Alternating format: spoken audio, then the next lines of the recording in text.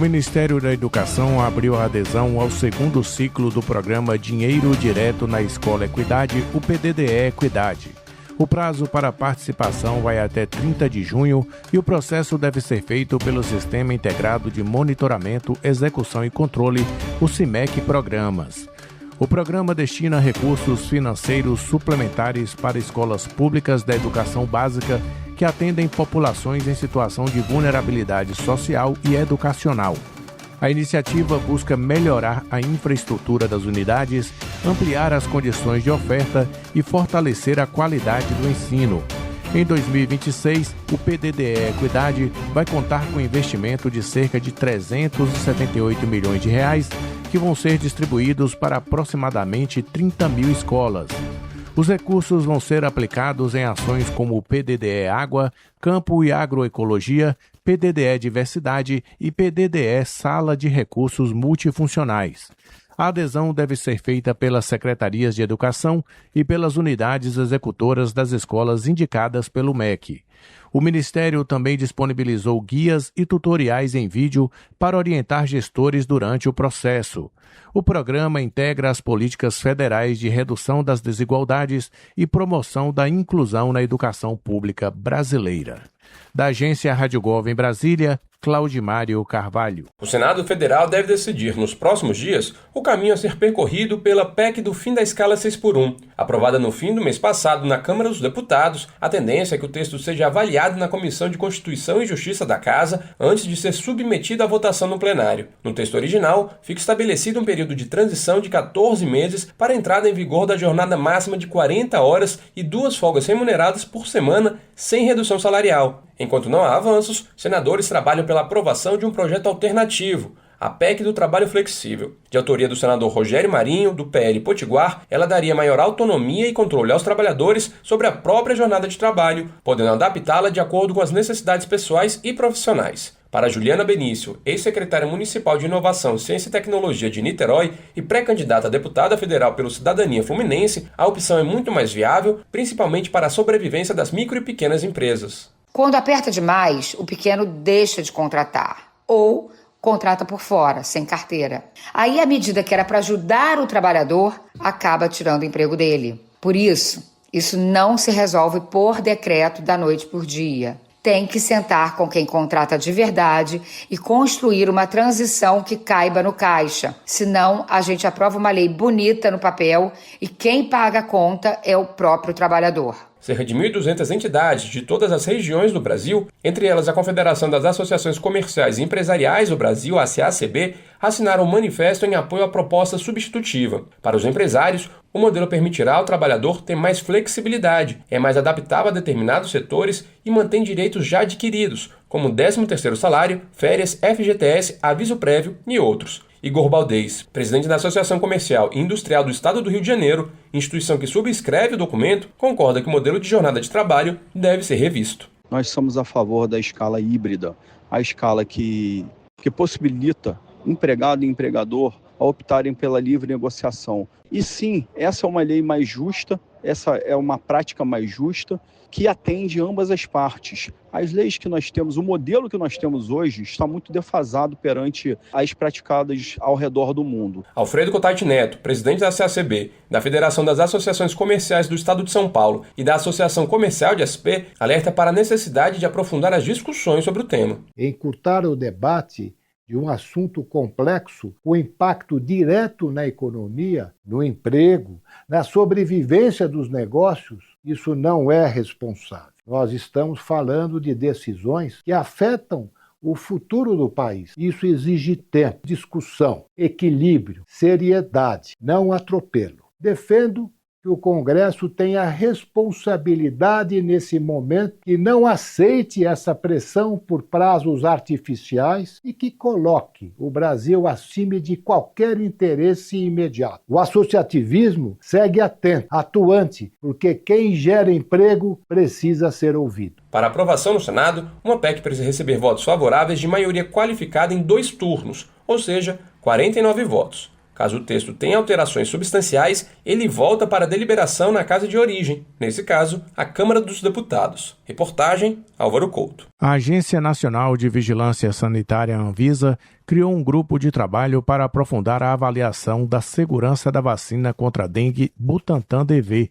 A iniciativa busca reunir informações científicas e fortalecer a análise dos benefícios e riscos do imunizante. O grupo vai coordenar as atividades de um painel de especialistas formado por profissionais com experiência na área. Entre as funções estão a análise de dados clínicos, epidemiológicos e de farmacovigilância, além da consolidação de informações para apoiar decisões regulatórias.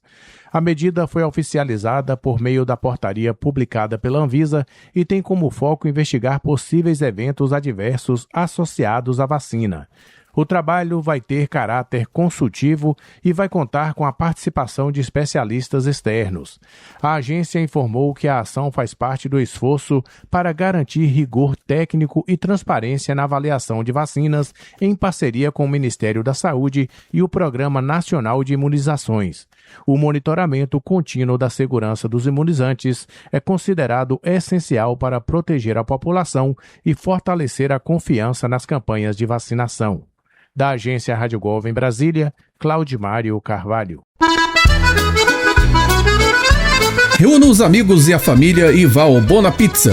O funcionamento é de segunda a segunda até às 10 da noite. Localizado na praça de alimentação do Friburgo Shopping, o Bona Pizza oferece pizzas doces e salgadas, lanches rápidos, sucos e refrigerantes. Bona Pizza do Shopping da Praça. Telefone com WhatsApp 2523 3025.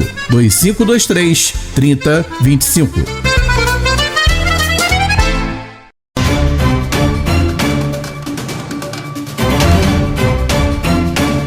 Levantamento da Confederação Nacional da Indústria, CNI, mostra que mais da metade dos industriais atribui a alta dos gastos com transporte no primeiro trimestre de 2026 aos efeitos da guerra no Oriente Médio. O conflito provocou um choque nos preços internacionais do petróleo e de outros insumos estratégicos para a indústria brasileira. O especialista em políticas e indústria da CNI, Rafael Salles Rios, alerta que, em algum momento, as empresas terão de repassar parte desse aumento de custos para os produtos.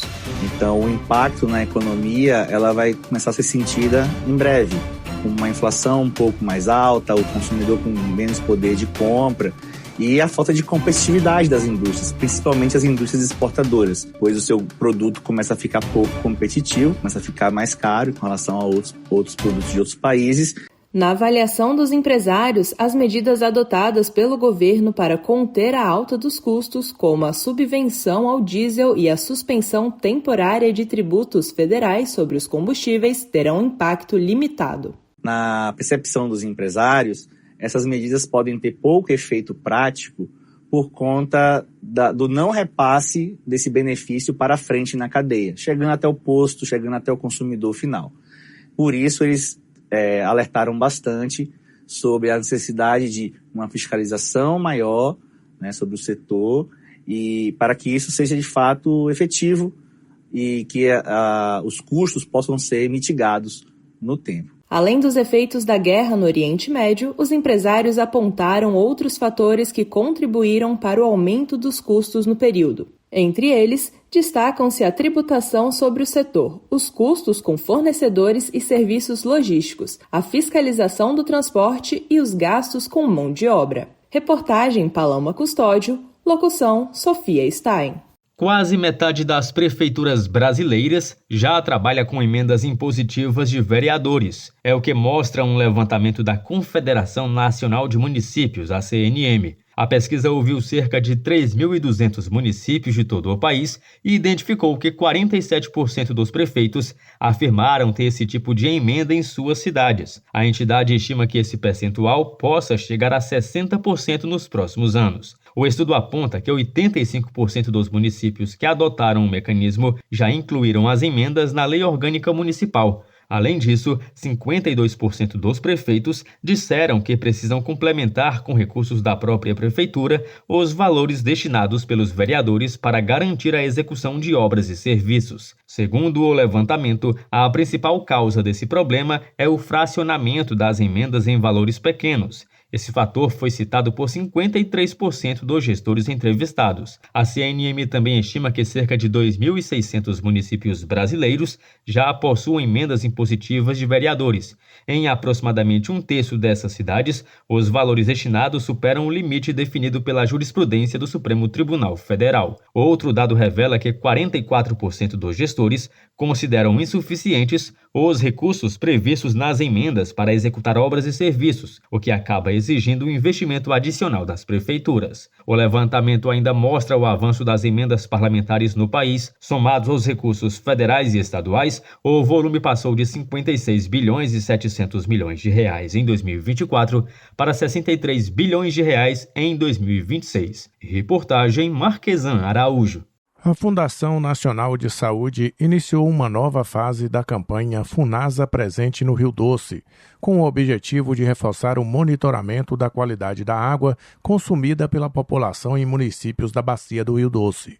A iniciativa integra as ações do Ministério da Saúde no âmbito do novo Acordo do Rio Doce. A operação prevê coletas e análises em diferentes pontos da bacia, com acompanhamento de indicadores como presença de coliformes, Escherichia coli, pH, turbidez e cloro residual. Também vão ser avaliados outros componentes, incluindo metais pesados, substâncias orgânicas e agrotóxicos, com o apoio de laboratórios especializados. O trabalho vai ser realizado ao longo de 36 meses e vai contar com unidades móveis, equipes técnicas e veículos de apoio. A expectativa é formar um banco de dados com informações sobre as condições da água, contribuindo para as ações de saúde ambiental e para a segurança das comunidades afetadas pelo rompimento da barragem de Fundão em 2015.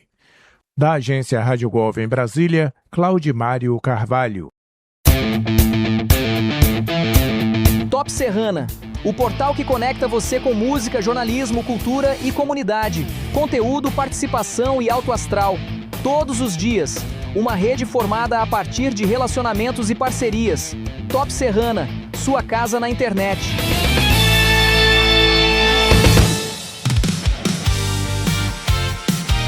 Web Rádio Top Serrana, 24 horas no ar.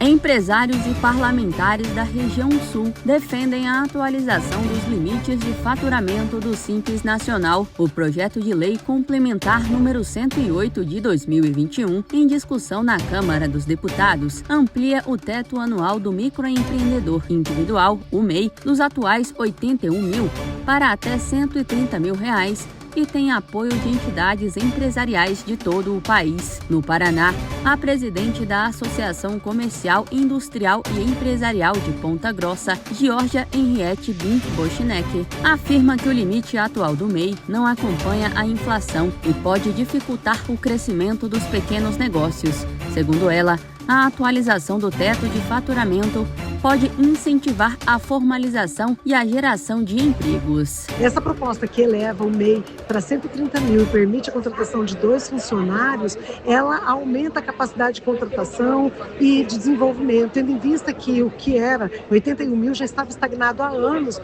completamente corroído pela inflação, forçando o pequeno empresário a migrar para regimes tributários mais complexos, e isso com prejuízo já muito maior para o seu desempenho. O deputado federal Ricardo Barros, do PP do Paraná, também defende a atualização dos limites e afirma que os valores atuais não acompanham a realidade econômica do país. As empresas estão faturando mais, estão crescendo, a própria inflação precisa ser equilibrada. O ideal era corrigir todo ano para a gente não se incomodar, e as pessoas terem previsibilidade no seu negócio, no seu protagonismo como empreendedor, que ajuda a fazer crescer o Brasil. O deputado federal Afonso Ram, do PP do Rio Grande do Sul, também defende que a atualização dos limites de enquadramento no MEI incentiva a formalização. Nós precisamos votar, passar dos 80 para 130, deveria ser mais, né, isso para o MEI, e com isso nós vamos ter um estímulo ainda maior para as famílias de pequenos empresários, microempreendedores que estão aí esperando pela formalidade. A pauta é liderada pela Confederação das Associações Comerciais e Empresariais do Brasil, a CACB, e mobiliza entidades empresariais de outros estados. A entidade defende uma atualização ainda maior, com o teto anual do MEI passando para cerca de R$ 144.900. Também sugere aumentos dos limites para microempresas e empresas de pequeno porte. Segundo o presidente da CACB, Alfredo Cotait Neto, a correção dos limites é essencial para evitar que pequenos empreendedores migrem para a informalidade ou para regimes tributários mais caros. O que nós precisamos é conscientizar os nossos políticos a importância da aprovação do aumento do limite do Simples Nacional, pelo menos para o MEI, o microempreendedor individual, e para o micro e a microempresa. Sem isso, as empresas ou vão mudar o seu regime ou vão para a informalidade. Criado para simplificar o pagamento de tributos e reduzir a burocracia, o Simples Nacional unifica diversos impostos em uma única guia. Hoje, é o principal regime tributário adotado pelos pequenos negócios no país. O projeto de lei complementar, que aumenta para até R$ 130 mil o limite de receita bruta anual do MEI, segue em discussão na Câmara dos Deputados em uma comissão especial. Se aprovado, retorna para análise no Senado Federal. Reportagem Bianca Mingotti. Ji-Paraná, segundo município mais populoso de Rondônia, destaca-se por sediar o principal polo aeroportuário da região. Nesta terça-feira, o ministro de Portos e Aeroportos, Tomé Franca, assinou uma ordem de serviço que viabiliza um investimento de R$ 35 milhões no terminal da cidade. Segundo o ministro, este valor vai triplicar o tamanho do aeroporto, que passará dos atuais 800 metros quadrados para 2.255 metros quadrados. O novo terminal terá capacidade de 240 passageiros nos horários de pico.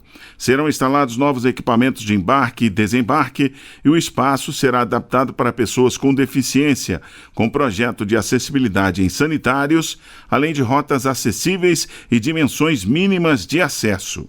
Além de Ji-Paraná, o governo do Brasil investiu mais de R$ 346 milhões na infraestrutura aeroportuária do estado. Foram contemplados os terminais de Ariquemes, Vilhena, Cacoal, Guajará-Mirim e Costa Marques. Com redação de Thaísa Vitória, da agência Rádio Gov em Brasília, Luciano Seixas. Em nota divulgada pela Secretaria de Relações Institucionais nesta terça-feira, o fim da escala 6x1, sem redução de salário, é apontada como prioridade do governo do Brasil. Após a aprovação da PEC pela Câmara dos Deputados, a proposta segue para análise e deliberação do Senado Federal. A nota informa que, para viabilizar a aprovação de projetos prioritários, o governo federal decidiu pela retirada da urgência constitucional do projeto de lei número 1838 de 2026. A medida permite que a Câmara dos Deputados dê celeridade à aprovação de propostas como a atualização dos tetos do microempreendedor individual, a regulação sobre inteligência artificial e a criminalização da misoginia. Por fim, o texto destaca que o governo manterá o diálogo com o Senado Federal para concluir a aprovação da PEC, que reduz a jornada de trabalho sem perda salarial. Da agência Rádio Gov em Brasília, Thaísa Vitória. Choperia e restaurante Chapa Quente. Mais que um lugar para comer, um espaço para viver bons momentos. Na praça de alimentação do Friburgo Shopping, de segunda a segunda, o sabor ganha destaque. Petiscos preparados com carinho, pratos à la carte feitos na hora, comida quilo com qualidade e o chopp sempre gelado. Entrega em domicílio e atendimento para empresas. WhatsApp 229 9820 5534. Chapa Quente. Tradição, sabor e convivência à mesa.